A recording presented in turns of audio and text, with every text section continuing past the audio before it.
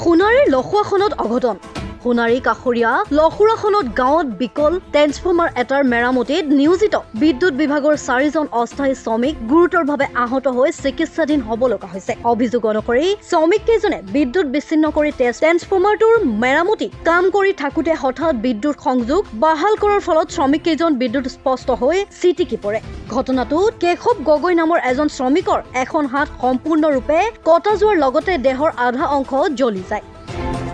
এই ঘটনাত মৰাণ হাবিৰ আন 3জন শ্ৰমিক ক্ৰমে আগন্তুক চেতিয়া, অভিজিত গগৈ আৰু কেশৱ চেতিয়া গুৰুতৰভাৱে আঘাতপ্ৰাপ্ত হয়।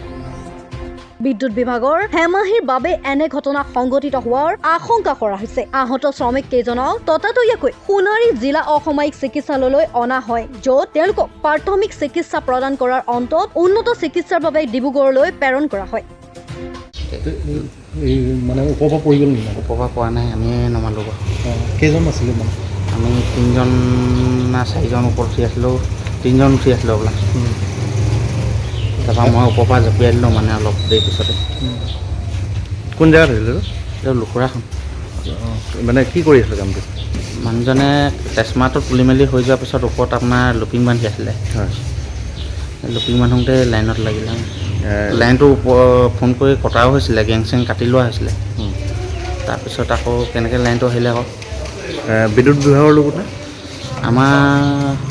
আমাক এয়া কমিয়ে বিদ্যুৎ কৰ্মী, বিদ্যুৎ বিভাগৰ আমাৰ লগত মানে থাকে তেওঁ লগতে থাকে। স্থায়ী কৰ্মী নহয় নি? তেওঁ স্থায়ী কৰ্মী নহয়। নহয়, কি নাম তেখেতৰ? কেশৱ গগৈ। কেশৱ গগৈ। তেওঁৰ ঘৰ তেওঁ ঘৰ মৰাণ হাবি। মৰাণ হাবি।